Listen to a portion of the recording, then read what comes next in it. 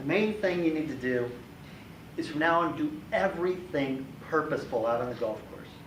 Everything purposeful in your life, great, that's a lifetime practice, but it's much easier to do things purposeful on the golf course, and here's where I'm going to start with that. Think of being on the course, playing in competition, under pressure especially. There's 3 compartments that you're going to play under. Okay? There's a personal compartment, there's an analytical compartment, there's an intuitive compartment. I'll explain these. Personal, analytical, and intuitive. Okay, you don't have to remember those. Just get the concept as we go along.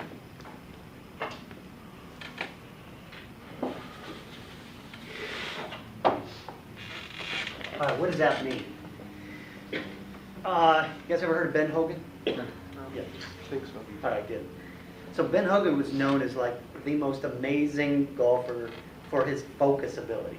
He could go 36 holes and not lose his focus. They called him the wee Iceman. He was like my size, and you couldn't talk to him. Tiger's like that a lot too. A lot of touring pros today, I mean, they pretty much developed that to get to that level, right? Now, here's the thing.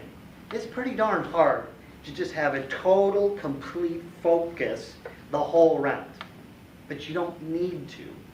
All you really need it is right here and right here.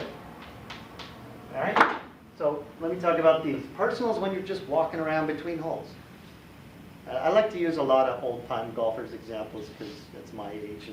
And so I'm going to go, you ever heard of a guy named Fuzzy Zoeller, who's also won a couple majors, right? You guys pretty well versed in some of these Hall of Fame types are back from my day. I mean, I know the new guys, but the new guys don't have the stories because the stories don't come out until after they're retired, and they start telling all about their life. So I apologize if I'm a little dated and 20 years behind what's going on. You gotta see our coach, Tom. Yeah, our coach tells stories about... Just like that? Yeah, everybody. All right, so Fuzzy, another guy, Lee Trevino, and Chichi Rodriguez.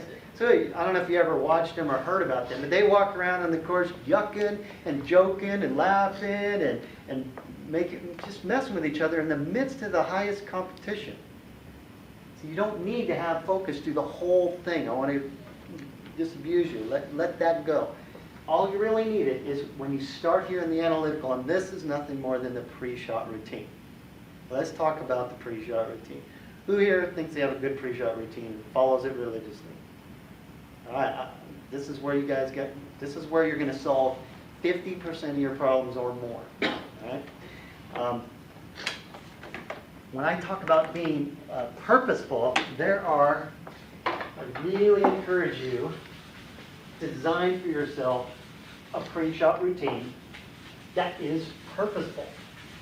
You are going to solve half of these problems. All right, now here's the elements of a pre-shot routine. All right, no one, trigger, assess the conditions, pick a small target, visualize the shot, alignment,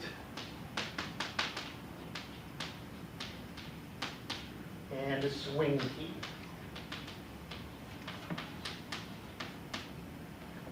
All right, let's go through these really quickly. Yeah. Are those like specific order? We can't. They can be mixed up a little bit, and I just want, you'll see, they generally fall in sort of when you understand what the purpose are, but you can mix them up if that works for you, and you can make it work for you that way.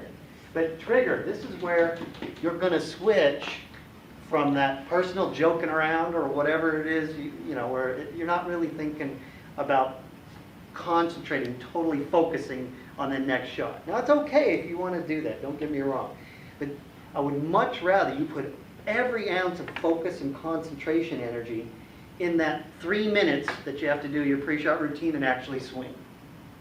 Instead of try to save it all and try to use it all throughout the whole round. Now you're diluted, and during that pre-shot routine and the swing, it's not near as good as it would be otherwise.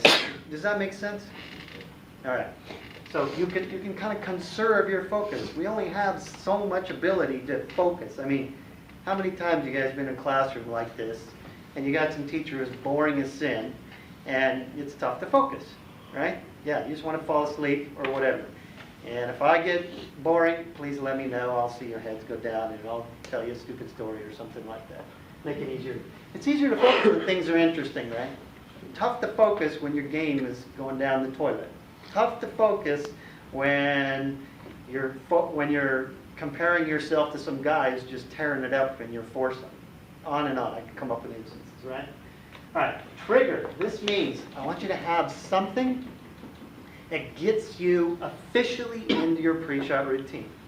Okay, it can be as simple as, I just do this with my head. I just touch my head.